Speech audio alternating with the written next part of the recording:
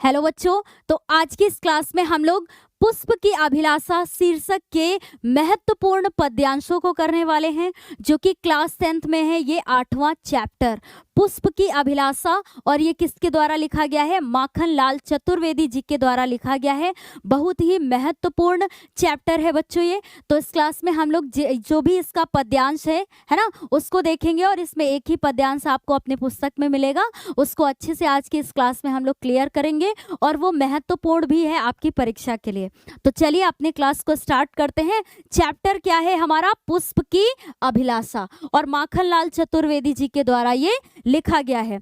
तो देखते हैं आखिर हमारा कौन सा पद्यांश है। और बच्चों ये 2023 में पूछा भी गया है ना, ये 2023 में पूछा गया है बच्चों। ठीक है, तो इस पे हम लोग सबसे पहले क्या करेंगे, जितने भी कठिन शब्द आए हैं उनको समझेंगे। समझने के बाद फिर हम लोग पूरा अर्थ भी देखेंगे कि आखिर इसमें क्या कहा जा रहा है, किसके बारे में बात की जा रही है। और फिर इनसे संबंधित, जैसे कि आपकी परीक्षा में बच्चों प्रश्न बनते हैं कि आपको संदर्भ लिखना होता है, व्याख्या करना होता है, और एक अन्य प्रश्न बनता है जो कि अलंकार पूछ लेता है कि कौन सा अलंकार है, या फिर अलंकार ना करके एक कोई अलग से प्रश्न बन जाता है जो कि पद्यांश से ही संबंधित होता है। तो चलिए इसको स्टार्ट करते हैं और देखते हैं कि आखिर इस पद्यांश में कवि माखनलाल चतुर्वेदी जी क्या कहना चाहते हैं, है ना। तो इसमें क्या है, पूरे चाह नहीं मैं सुरबाला के गहनों में गूथा जाऊं। तो जब भी आप शुरुआत करेंगे ऐसे करेंगे, प्रस्तुत पद्यांश में कवि माखनलाल चतुर्वेदी जी पुष्प के माध्यम से, पुष्प मतलब फूल के माध्यम से, अपने मनोभावों को, मतलब मन के भावों को व्यक्त करते हैं। तो इतना समझ में आया कि किसके माध्यम से बच्चों? पुष्प के माध्यम से अपने मनोभावों को व्यक्त करते हैं। कौन? माखनलाल चतुर्वेदी जी, जो कि मतलब कौन है? कवि हैं। ठीक है, इस शीर्षक के इन्होंने ही लिखा है, माखनलाल चतुर्वेदी जी ने ही। तो पहली लाइन क्या है बच्चों? एक बार सुनिएगा, बस एक बार मन लगा के, बहुत अच्छे से आपको समझ में आएगा। तो पुष्प कहता है कि चाह नहीं मैं सुरबाला के गहनों में गूथा जाऊं।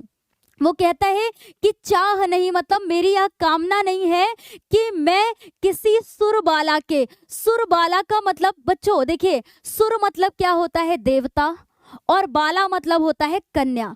तो जब दोनों को मिला करके बोलेंगे सुरबाला मतलब देव कन्या, तो सुरबाला का मतलब क्या होगा बच्चों? यहाँ पर मैं लिख देती हूँ, देव कन्या, है ना। बहुत ही ज्यादा महत्वपूर्ण है बच्चों ये पद्यांश। एक अकेला ही पद्यांश है आपकी 8वें चैप्टर में, जो कि माखनलाल चतुर्वेदी जी के द्वारा ये शीर्षक लिखा गया है, पुष्प की अभिलाषा, है ना।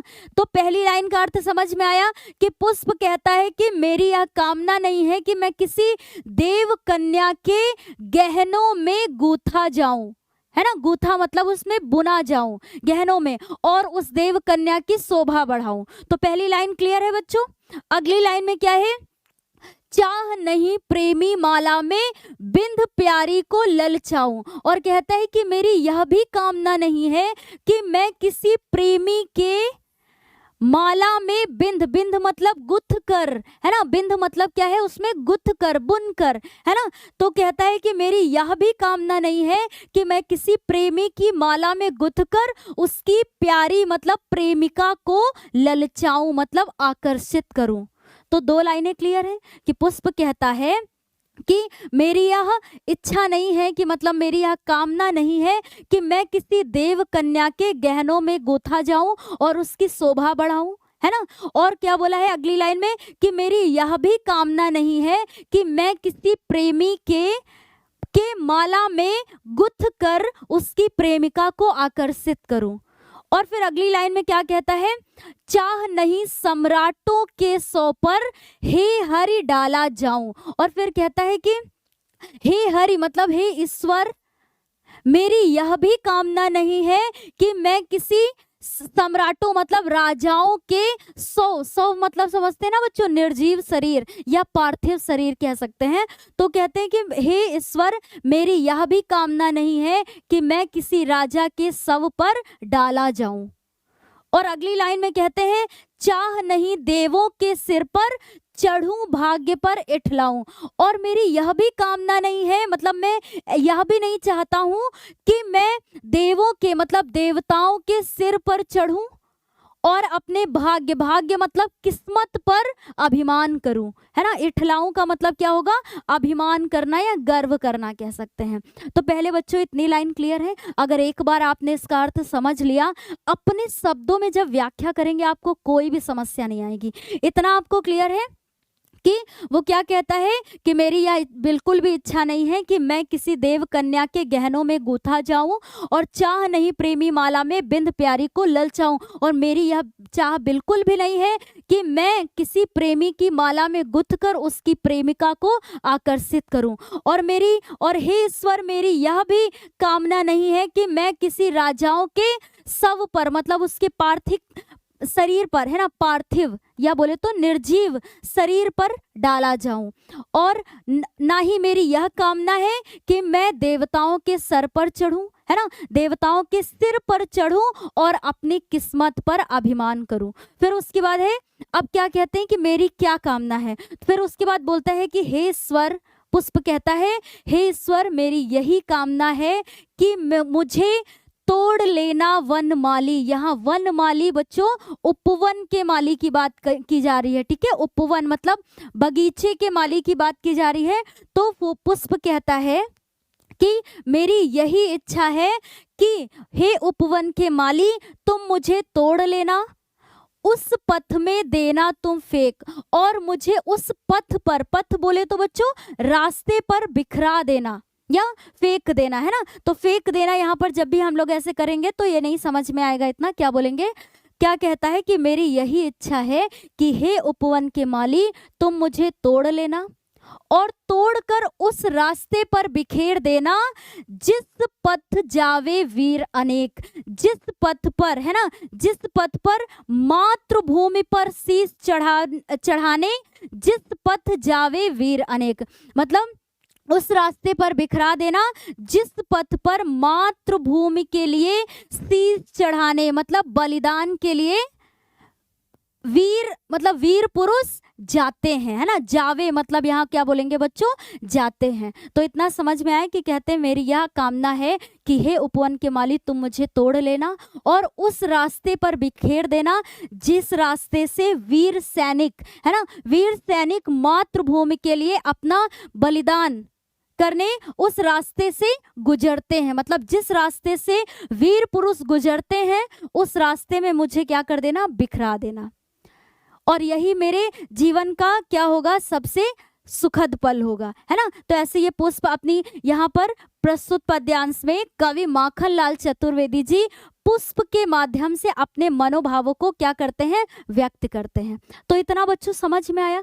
कोई भी यहाँ कठिन शब्द नहीं है जो जिसमें आपको क्या हो, समस्या हो। तो जब भी अगर ऐसे आपको समझ में आ गया बच्चों, तो जब आप अपने शब्दों में व्याख्या लिखेंगे, परीक्षा में आएगी, तो आप बिल्कुल रटने की आवश्यकता नहीं पड़ेगी आपको, बस अपने शब्दों में आप व्याख्या करिए। अब देख लेते हैं हम लोग कि जब भी ऐसे पद्यांश से आएगा संदर्भ लिखना, कैसे आप संदर्भ लिखेंगे, है ना। तो प्रस्तुत पद्यांश हमारी पाठ्य पुस्तक के काव्य खंड के, है ना, काव्य खंड के पुष्प की अभिलाषा शीर्षक से क्या है बच्चों, उद्गृत है ना, लिया गया है। और यह कवि माखनलाल चतुर्वेदी जी के द्वारा रचित है। इतना क्लियर है। यही सेम तरीका आप लिखिएगा किसका, संदर्भ का। अब देख लेते हैं व्याख्या। और व्याख्या देखेंगे बच्चों ऐसी कि जैसे अभी हम लोगों ने पद्यांश देखा और उसके अर्थ को समझा, सेम वही यहाँ पर आप अपने शब्दों में भी कर सकते हैं। इसको बिल्कुल रटने की आपको आवश्यकता नहीं है। क्या है कि कवि स्वयं को पुष्प मानकर अपनी अभिलाषा प्रकट करते हुए कहता है कि हे ईश्वर, मेरी यह अभिलाषा मतलब इच्छा नहीं है कि मैं देव कन्या के आभूषणों में जड़ कर, है ना, या गुथ कर उसके श्रृंगार की वस्तु बनूं, और ना ही मेरी यह इच्छा है कि पुष्पों की सुंदर माला में गुथकर प्रेमिका को रिझाने की है। वह कहता है कि हे ईश्वर, मेरी यह भी अभिलाषा नहीं है कि मैं सम्राटों के पार्थिव शरीर पर चढ़ाया जाऊं, और ना ही मेरी इच्छा देवों के मस्तक पर सुशोभित होकर गर्व से इठलाने की है। वह कहता है, यहाँ पर वह कहता है कि मेरी तो केवल यही इच्छा है कि हे वनमाली, मतलब उपवन के माली, तुम मुझे उस पथ पर बिखेर देना जिससे हमारी मातृभूमि के रक्षक वीर सैनिक गुजरे, है ना, जिससे हमारे मातृभूमि के जो रक्षक हैं बच्चों, वीर सैनिक हैं, जिस रास्ते से होकर के गुजरे उसी रास्ते पर मुझे बिखेर देना। मैं उनके चरणों के स्पर्श से ही स्वयं को सौभाग्यशाली व गौरवान्वित मैं अनुभव करूंगा, क्योंकि उनके चरणों का स्पर्श ही देश के बलिदानी वीरों के लिए सच्ची श्रद्धांजलि है।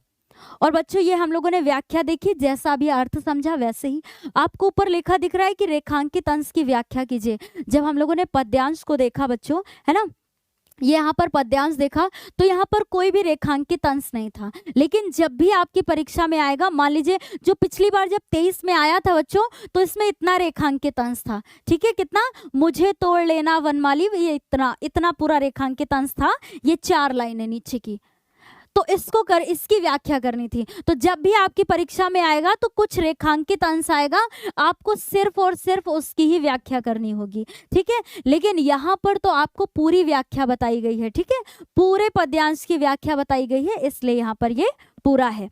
उपयुक्त पद्यांश में कौन सा अलंकार है बच्चों, है ना, तो जहां पर ये शब्द आए थे चाह नहीं, प्रेमी माला, लेना बनमाली, और फिर उसके बाद जावे वीर में क्रमशः ह, है ना, हा किस में है बच्चों, चाह नहीं में, देखिए ह, फिर उसके बाद माँ किसमें, प्रेमी माला में माँ, और फिर ना किस में है, लेना बनमाली में ना, और जावे वीर तो व इसमें, तो इसलिए इन वर्णों की क्या है, आवृत्ति हुई, यहाँ पर पुनरावृत्ति हुई है, मतलब ये वर्ण अक्षर बार बार आए हैं, इस कारण यहाँ कौन सा अलंकार है बच्चों, अनुप्रास अलंकार है। तो इस चैप्टर में, मतलब जो आपके हिंदी काव्य खंड में बच्चों 8वां चैप्टर है, माखनलाल चतुर्वेदी जी के द्वारा लिखा गया है, पुष्प की अभिलाषा, ये शीर्षक का नाम था, है ना बच्चों। इसमें क्या है कि हम लोगों ने सिर्फ एक ही पद्यांश को देखा, है ना, एक पद्यांश हम लोगों ने देखा जो कि आपकी पुस्तक में सिर्फ एक ही पद्यांश था, और लेकिन एक है वो महत्वपूर्ण भी है, पूछा भी गया है, 23 में भी पूछा गया और उसके पहले भी पूछा गया है। तो इस चीज को ध्यान में रखिएगा, तैयार करिएगा परीक्षा के लिए। आपको पूरा बताया गया है कि कैसे आप संदर्भ लिखेंगे, व्याख्या करेंगे और किस प्रकार से अलंकार को पहचानेंगे। अगर मान लीजिए अलंकार वाला प्रश्न नहीं आता है तो कोई भी पद्यांश से ही संबंधित एक प्रश्न आएगा, जो कि आपने अगर व्याख्या उसके अर्थ को समझ लिया है तो आप उसका जवाब आसानी से लिख सकते हैं। तो कोई भी समस्या नहीं बच्चों। आज की क्लास में इतना ही, तब तक के लिए bye bye, take care, thank you.